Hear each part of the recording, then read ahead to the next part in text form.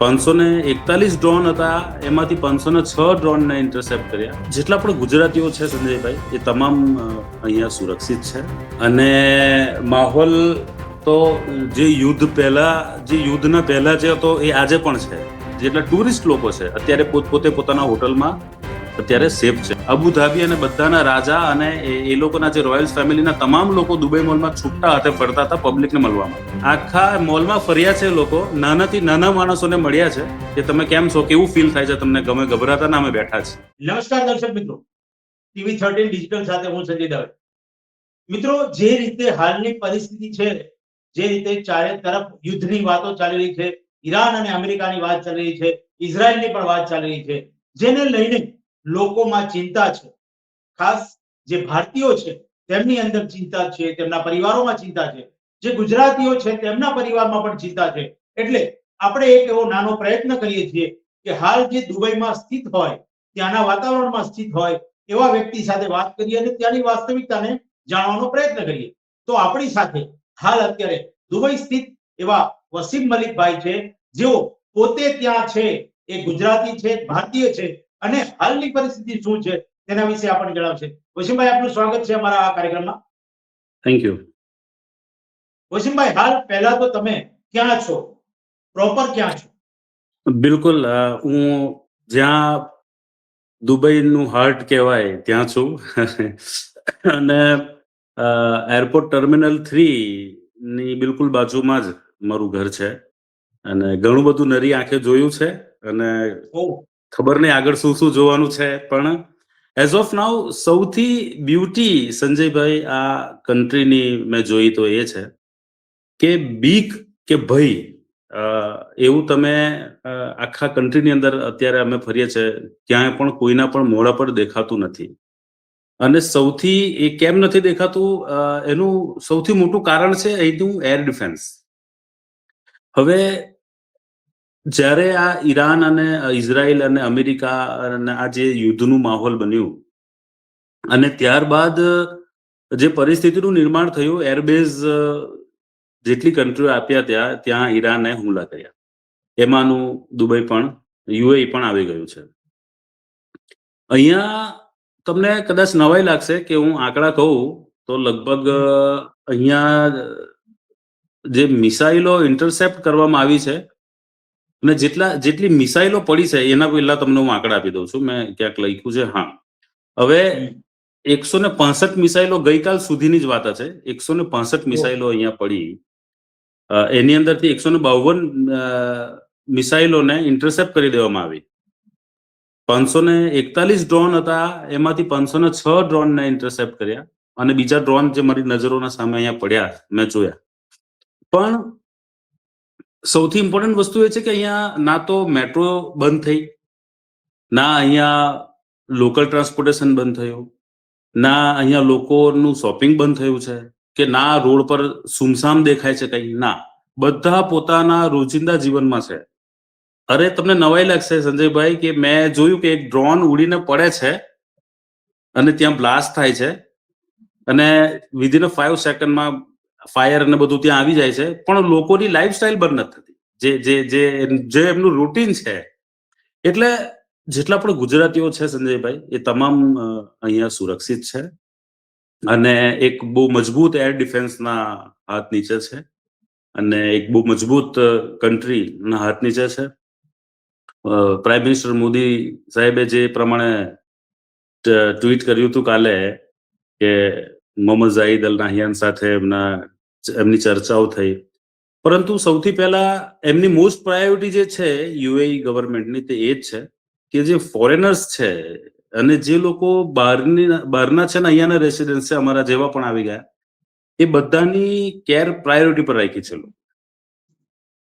એટલે પરિસ્થિતિ શું છે, તમે જે વાત કરી, આપણે અત્યારે ચર્ચા એઝ અ ગુજરાતી ભારતીય તરીકે ગુજરાતીઓની ચર્ચા કરીએ, ભારતીયોની ચર્ચા કરીએ છીએ, પણ દુબઈ જે છે એ વર્લ્ડનું સેન્ટર છે, જ્યાં તમામ દુનિયાની ફ્લાઇટો દુબઈ થઈને જતી હોય છે, તમામ પ્રવાસીઓ દુબઈ થઈને જતા હોય છે અને દુબઈની અંદર વસતા લોકો, ત્યાં રેસ્ટ કરતા, ત્યાં ફરવા આવેલા, ત્યાં શોપિંગ કરવા આવેલા દુનિયાભરના લોકો હોય છે.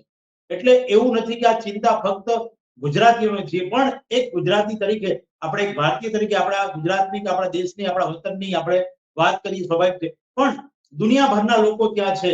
તો તમે જે રીતે કહ્યું કે ડ્રોનનો હુમલો થાય છે, ડ્રોન આવે છે, ડ્રોન પડે છે, ઇન્સ્ટન્ટ તંત્ર ત્યાં કામે લાગે છે અને તરત જ તેના ઉપર કાર્યવાહી થાય છે અને લોકો પાછા એ જ રીતે હળવા મૂળમાં શું કહી શકાય, જેને કહેવાય કે આ પરિસ્થિતિ જ્યારથી શરૂ થઈ આજ દિવસ સુધી, આજે 3 દિવસ થયા, ત્રીજો દિવસ છે, કદાચ વધારે તમારી દ્રષ્ટિએ કેટલા દિવસ, એટલે એને લઈને અત્યારની પરિસ્થિતિ શું કહી શકાય, અત્યારે ત્યાં કેટલા વાગ્યા છે અને શું માહોલ છે? બરાબર અહીંયા બપોરના 2 વાગ્યા છે અને માહોલ તો જે યુદ્ધના પહેલા જે હતો એ આજે પણ છે. તમે અત્યારે મારે ક્યાંક જવું હોય હું બિંદાસ નીકળી શકું છું અને હું તમને ઓન સ્ક્રીન નીકળીને બતાવી પણ શકું છું, સમજ્યા?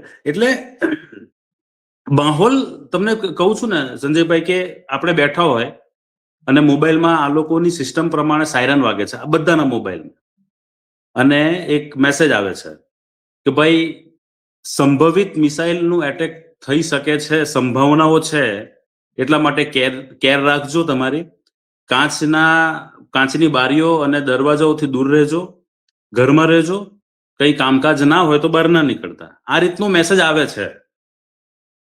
એટલે આ રીતનો મેસેજ આવે છે.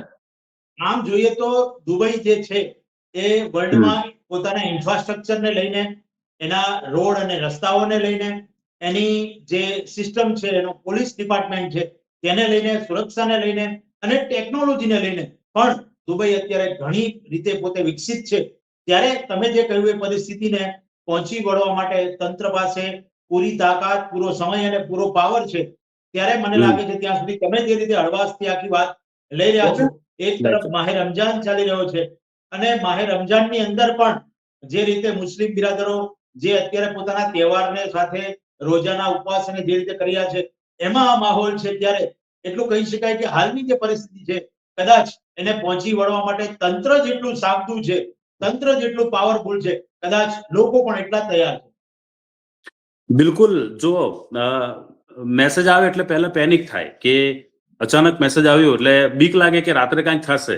હવે ગઈકાલની વાત કરું તો 24 કલાક પહેલા એક મેસેજ હતો કે તમે તમારું રોજિંદનું કામ કરો, અત્યારે ખતરાથી બહાર છીએ આપણે, એવો મેસેજ હતો. ત્યારે કોઈ ફરક નહોતો પડ્યો, પણ ગઈકાલે રાત્રે બરાબર 2:30 વાગે બધા અમે ઊંઘમાં હતા અને એક સાયરન વાગે છે કે સંભાવનાઓ છે મિસાઇલ એટેક થવાની. એટલે જનરલી એક નાનું પેનિક રહે, પણ પછી પાછી ઊંઘ આવી જાય. કેમ ઊંઘ આવી જાય? ઊંઘ એટલા માટે આવી જાય કે ખબર હોય કે સેફ હાથોમાં છીએ અમે.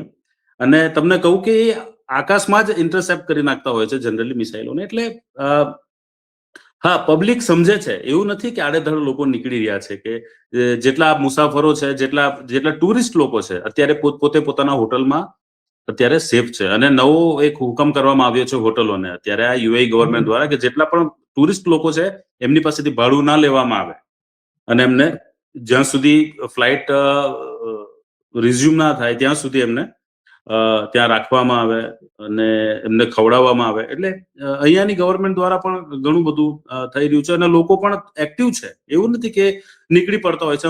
હું મારી જ વાત કરું કે મને જ્યારે જરૂરત ના હોય, મને એમ લાગે કે જવા જેવું નથી, તો નીકળવામાં કાંઈક નથી, નહીં નીકળવા. અને લાગે છે કે જવું છે તો અત્યારે હું નીકળી શકું છું. હમણાં મને ભય નથી. હમણાં તમે એમ કહો કે વસીમ તારે બહાર જવાનું છે, આઈ વિલ ગો, મને કઈ વાંધો ના આવે. એટલે હું એ જ કહું છું કે લોકોને અત્યારે જેટલા ભારતમાં પણ એક પ્લેન અત્યારે આવ્યું છે ત્યાંથી લોકોને લઈને, ભારતીયોને લઈને, તો ગુજરાતીઓ જે છે, તમે જેમ કહ્યું કે ત્યાંથી અત્યારે ત્યાંની ગવર્મેન્ટે અત્યારે જે મેસેજ આપ્યો છે કે લોકો જે ત્યાં ફસાયા હોય, દુબઈ સિવાયના જે બહારથી આવેલા દેશોમાંથી આવેલા લોકોને, એના માટેનો જે મેસેજ છે, મેસેજને લઈને લોકો કદાચ રાહતનો દમ લેતા હોય એ પ્રકારની આખી પરિસ્થિતિ હશે ત્યાં. પણ હાલ અત્યારે માહોલ કેવો છે? અત્યારે કોઈ બોમ્બ કે ડ્રોનના અવાજ કે કોઈ મિસાઇલ્સના અવાજ કે એવું કશું? છેલ્લા 24 કલાકથી તો નથી. 24 કલાક પહેલા લગભગ સવારના 3:30 જેવા વાગ્યા હશે અને એકદમ જોરથી બ્લાસ્ટનો અવાજ આવે છે અને અમારી આંખ ખુલી જાય છે. અમે કર્ટન ખોલીને બહાર જોઈએ છે તો વળી અમારી સામે જ એક નવો બ્લાસ્ટ થાય છે. એટલે જોયું, સાંભળ્યું નહીં પણ અમે જોયું પણ. અને જે રાત્રે આકાશમાં ઇન્ટરસેપ્ટ થતી હોય છે મિસાઇલો, એના પણ અવાજો ઘણી ખરી જગ્યાએ સંભળાયા લોકોને. પણ એઝ ઓફ નાઉ આજની તારીખે લગભગ છેલ્લા 24 કલાકથી એવો કોઈ અવાજ સંભળાયો નથી. હા, ગઈકાલે રાત્રે અમને વોર્નિંગ આપવામાં આવી છે, ચેતવણી આપવામાં આવી છે કે સંભવિત છે મિસાઇલનો એટેક. પણ અત્યાર સુધી, ત્યાર પછી પણ અત્યારે લગભગ અહીંયાના 2:15 વાગવાની તૈયારી છે, પણ બધું સારું છે. એટલે એવું જો તમે કદાચ માહિતી તમારી પાસે હોય અથવા ત્યાંના મીડિયા દ્વારા આવી હોય કે ત્યાં ઇન્ટરનેટમાં કંઈક કદાચ વાયરલ થયો હોય વિડીયો, તો દુબઈની કોઈ મોટી ઇમારતો જેને કહેવાય કે બુર્જ ખલીફા હોય કે અન્ય કોઈ બિલ્ડિંગને કોઈ નુકસાન થયા હોવાના કોઈ સમાચાર કે કોઈ એવું કંઈ? સંજયભાઈ, સૌથી ઇમ્પોર્ટન્ટ વસ્તુ કે વાયરલ વિડીયો પર ભરોસો બિલકુલ કરી શકાય એમ છે નથી. અમને જ્યાં સુધી ખબર છે કે બુર્જ ખલીફાની આસપાસ 2-4 ડ્રોનો ઇન્ટરસેપ્ટ જે કરવામાં આવેલા, એનો જે કચરો છે તે પડ્યો. અને એ સ્વાભાવિક છે કે ફાયર હોય, એની અંદર આગ હોય. ત્યાર પછી બુર્જલ અરબની બહાર પણ ઇન્ટરસેપ્ટ જે કરવામાં આવેલું, એ ડ્રોન નીચે પડ્યું તો ત્યાં થોડીક આગ ચંપી જેવું થયું. પણ એવું નથી કે આખી બિલ્ડિંગો ઉડી ગઈ હોય ને એ રીતનું કાંઈ છે નથી. જે રીતે દેખાડવામાં આવી રહ્યું છે, બધા તમને ખબર છે એઆઈ નો જમાનો છે, વિડીયો બનાવતા વાર નથી લાગતી લોકોને, પણ હકીકત નથી કે અહીંયા હા, આગના ગોળા ઉઠતા જોયા, ધુમાડા ઉઠતા જોયા, નુકસાન થોડું ઘણું હોઈ શકે, પણ એવું નથી કે આખી બિલ્ડિંગો નેસ્તો નાબૂદ થઈ ગયો હોય. વચ્ચે એક વાત નવી ફેલાઈ હતી કે ભાઈ બુર્જ ખલીફા ખાલી કરાવી દેવામાં આવ્યું છે. બિલકુલ પણ એ વાત ખોટી હતી. એ બુર્જ ખલીફા અત્યાર સુધી એક પણ વાર ખાલી કરવામાં આવ્યું જ નથી. બધા જ મિત્રો, મારા પણ ઘણા મિત્રો ત્યાં રહે છે, હું ગઈકાલે જઈને આવ્યો છું ત્યાં. સો હું વચ્ચે આપને રોકીશ વસીમભાઈ, કારણ કે દર્શક મિત્રોને એ ખ્યાલ નહીં હોય તમે ફક્ત ત્યાંના એક રહેવાસી અને એક ભારતીય નહીં, તમે એક પત્રકાર પણ છો. એટલે તમારી જે દ્રષ્ટિ હશે એ દ્રષ્ટિથી તમે જે રીતે જણાવી રહ્યા છો તેને લઈને આપણા દર્શકોને એનું જાણકારી મળશે. તમારી દ્રષ્ટિથી તમે જે એંગલથી વાત કરી રહ્યા છો એમાં એક પત્રકારની પણ નજર હોય. ખરેખર હાલની પરિસ્થિતિ જોતા શું લાગે છે? સમગ્ર પરિસ્થિતિ કેટલા સમય સુધી આ રીતે જોવા મળશે? સંજયભાઈ, ઇમ્પોર્ટન્ટ વાત એ છે કે જ્યાં સુધી સીઝ ફાયર ની વાતો નથી થતી 2 કન્ટ્રી કે 3 કન્ટ્રી વચ્ચે, ત્યાં સુધી આપણે એમ નથી કહી શકતા કે સબ ચંગા સી. આપણે ચેતેલો નર સદા સુખી, એ દ્રષ્ટિકોણથી અત્યારે આપણે બેસવું પડે અહીંયા. સૌથી ઇમ્પોર્ટન્ટ વાત એ છે કે લગભગ કહેવામાં તો આવે છે, સાંભળવામાં પણ આવે છે કે બધું સમાધાનની પ્રક્રિયા પર છે. પણ હવે ઈરાન છે, એનો રાષ્ટ્રપતિ ગુમાવ્યો છે, અને એ સિવાય ઘણું બધું ત્યાં અપસેટ થયું છે. તો અત્યારે એમના બધા મૂળ પર છે, અને બધી કન્ટ્રીઝ ભેગી થઈને અથવા તો સલાહ સૂચન શાંતિથી જો ફિનિશ થાય તો જ. પણ ત્યાં સુધી અત્યારે આપણે આ જે યુએઈ જે છે એ અત્યારે ઇન્ટરસેપ્ટ કરવામાં લાગ્યું છે, વળતો જવાબ આપવામાં નથી માંન્યું અત્યાર સુધી. પણ એમને પણ આશા છે કે આ વસ્તુ શાંતિથી ફિનિશ થશે. પણ અત્યારે હાલ પરિસ્થિતિ એવી છે કે એર ડિફેન્સ સારું છે અને સુરક્ષિત છે, લોકો માનીએ છે. પણ આ વાત ક્યાં સુધી આગળ જશે, કેટલા દિવસમાં સુરક્ષિત થશે? ગઈકાલની વાત હતી, મંડેથી અમુક ફ્લાઇટો રિઝ્યુમ કરવા કે શરૂ કરવાની વાતો હતી, એને પછી મંગળવાર એટલે કે આજે સાંજ સુધી પાછું ઠેલવી દેવામાં આવ્યું છે. ચોક્કસ અમુક ફ્લાઇટો લેન્ડ થઈ છે મુંબઈમાં, અને એમ 1-2 અબુધાબીથી ફ્લાઇટો લેન્ડ કરવામાં આવી છે. DXB એટલે દુબઈ ઇન્ટરનેશનલ એરપોર્ટથી પણ હજુ એની સંભાવનાઓ છે, પણ ચોક્કસપણે અત્યારે નથી કહી શકાતું. ખાસ કોઈ વસીમભાઈ સંદેશ દુબઈ ગવર્નમેન્ટ તરફથી કે ઘરની બહાર નીકળવું, કેટલા કલાક નીકળવું, કોઈ સ્પેશિયલ ટાઈમ માટેની કોઈ નોટિસ કે એવું કશું ખરું? ના, એવી કોઈ નોટિસ નથી આપવામાં આવી. બસ ખાલી એટલું જ કહેવામાં આવ્યું છે કે જ્યારે પણ નીકળો ત્યારે તમે એવી જગ્યાએ રહો કે જ્યાંથી તમે ફટાફટ કોઈ સેફ બિલ્ડિંગમાં ઘૂસી શકો. જ્યારે પણ મિસાઇલ એટેક થાય કે કંઈક થાય, તમે સેફ શેલ્ટરમાં ઘૂસી શકો એવી જગ્યાએ તમે રહો. ખુલ્લા મેદાનોમાં કે જ્યાં પબ્લિકલી લોકો બધા વધારે પડતા એંગેજ હોય છે ત્યાં જવાનું ટાળો. અહીંયા 2-4 પોઈન્ટ છે, ગ્લોબલ વિલેજ છે, જ્યાં લોકો જનરલી વધારે પડતા અત્યારે સિઝનમાં જતા હોય છે. તો એવું કહી શકાય કે અમુક એવી જગ્યાએ ના જવું જોઈએ જ્યાં એટેક થવાની સંભાવનાઓ છે. ઈરાનનો સૌથી મોટો ટાર્ગેટ ઇઝરાયલ અને યુએસ દ્વારા સ્થાપવામાં આવેલી ઇમારતો, એમની ઓફિસો, એમની એમ્બેસીઝ એ કદાચ ટાર્ગેટ પર હોઈ શકે. અને એટલા જ માટે એ ઇમારતોની આજુબાજુમાં પણ ના રહેવું કે ત્યાં ના જવું વગેરે વગેરે વાર્તાઓ છે. પણ હા, ચોક્કસ એવો કઈ સમય મર્યાદા નથી કે તમે આટલા વાગ્યાથી આટલા વાગ્યા it's call a curfew, right? પણ એ કર્ફ્યુ નથી. ઓકે, તો એનો મતલબ એવો કે રૂટીન ઓફિસ, કાર્યાલયો, મોલ, શોપિંગ મોલ, થિયેટરો કે અલગ અલગ જગ્યાઓ બધું એ ચાલુ હશે? બિલકુલ ચાલુ છે. બધી સ્કૂલોની અંદર સ્કૂલ માટે એ લોકોએ નવો રૂલ્સ લાવ્યો છે અત્યારે, કે જેવી રીતે આપણા કોવિડના સમયમાં આપણે ઓનલાઈન ક્લાસીસ ચાલતા, અત્યારે સ્કૂલમાં ઓનલાઈન ક્લાસીસ ચલાવી રહ્યા છે એ લોકો ઘરે.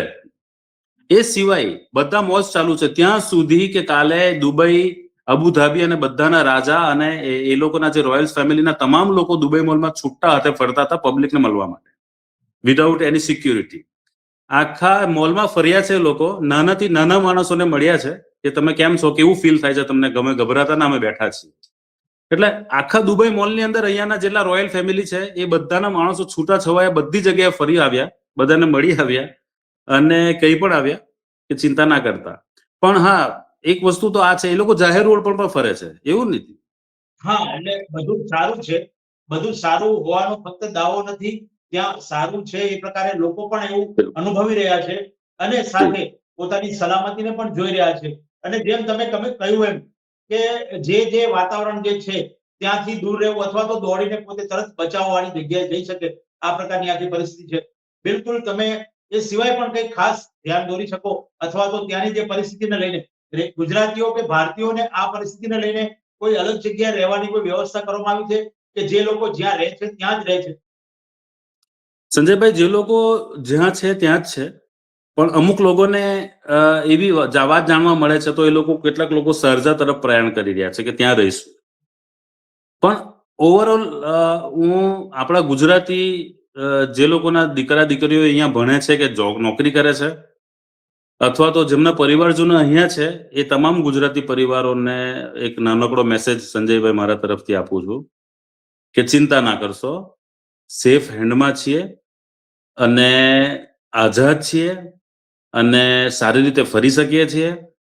બિલકુલ ચિંતા ના કરતા કોઈ પણ માણસો, અમે બધા સારા છીએ. અને અહીંયાના જે લોકો છે, રોજિંદા જીવનમાં એમની ઓફિસ પર જઈ રહ્યા છે, કામ કરી રહ્યા છે, શોપિંગ કરી રહ્યા છે, ફરી રહ્યા છે. એટલે અમારા સ્પેશિયલી અમારા પેરેન્ટ્સ, અમારા ગુજરાતી મિત્રો જેમના પરિવારજનો અહીંયા છે, એમને ચિંતા કરવાની કાંઈ જરૂર નથી. અહીંયા બધું સારું છે. અને જરૂર પડીએ એમ્બેસી પણ અહીંયાની કોન્ટેક્ટમાં છે, ભારતીય દૂતાવાસ બધા કોન્ટેક્ટમાં છે એકબીજાના. એમણે પણ એડવાઇઝરીઓ જાહેર કરી છે, નોટિસો જાહેરો કરી છે અમારી પર.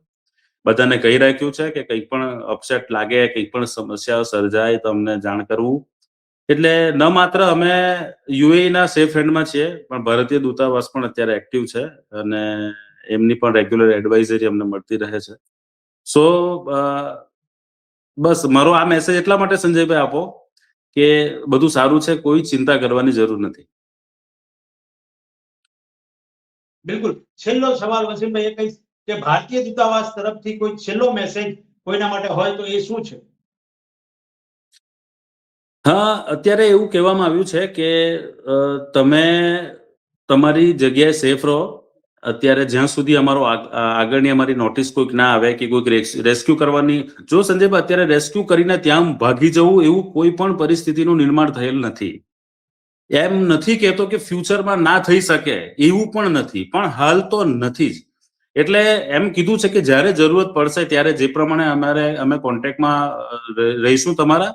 અત્યારે તમને જે એડવાઇઝરી યુએઈ ગવર્મેન્ટ તરફથી આપવામાં આવી છે, એ જ એડવાઇઝરી આ લોકો તરફથી પણ અમને આપવામાં આવી છે કે તમે સેફ રહેજો અને જરૂર પડશે તો અમે રેસ્ક્યુ કરશું, અમે જરૂર પડશે તો અમારો સપોર્ટ તમને રહેશે.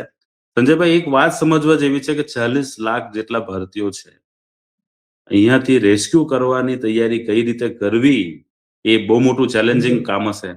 અત્યાર સુધીના યુદ્ધોમાં જોયું, રશિયા યુક્રેનથી રેસ્ક્યુ કરવામાં આવ્યા, એ સિવાય ઘણા બધા દેશોમાંથી રેસ્ક્યુ કરવામાં આવ્યા.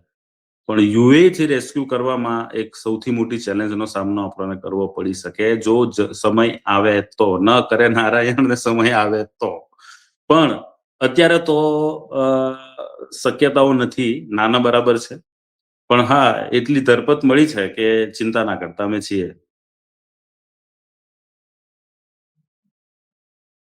બિલકુલ. તો જોયું દર્શક મિત્રો, જે રીતે વસીમભાઈ પોતે ત્યાં છે, પોતે એક પત્રકાર પણ છે અને તેઓ ભારતીય તરીકે અત્યારે ત્યાં વસે છે અને ત્યાંની પરિસ્થિતિની અત્યારે વાત કરે છે કે ભારતીય દૂતાવાસની વાત હોય કે યુએ ગવર્મેન્ટની વાત હોય, સૌ કોઈ અત્યારે એક જ મેસેજ આપે છે કે કોઈએ ચિંતા કરવાની જરૂર નથી, ડરવાની જરૂર નથી અને તમે જ્યાં છો ત્યાં તમારી સલામતી સાથે તમે રહી શકો છો અને તમે જે રીતે દુબઈમાં છો, દુબઈ ગવર્મેન્ટના આશ્રય છો અથવા તો દુબઈ દેશમાં છો, યુએ કન્ટ્રીમાં છો, ત્યારે તમે તમારી સલામતીની સાથે સરકાર પણ તમારી સાથે છે. આ પ્રકારનો એક મેસેજ અને આ પ્રકારની એક વાત કરી જે વાસ્તવિકતા સાથે ઘણી તાલમેલ કરતી હોય એવું આપણે અનુભવીએ અને માનીએ છીએ, કારણ કે વસીમભાઈ ત્યાં છે અને વસીમભાઈએ ત્યાંથી બેસીને આપણને આ સમગ્ર વાત કરી છે. વસીમભાઈ, આપ અમારી સાથે જોડાયા બદલ આપનો ખૂબ ખૂબ આભાર. Thank you. તો દર્શક મિત્રો, ફરી પાછા નવા સમાચાર સાથે આપણે ફરી મળીશું. ત્યાં સુધી મને રજા આપશો. નમસ્કાર.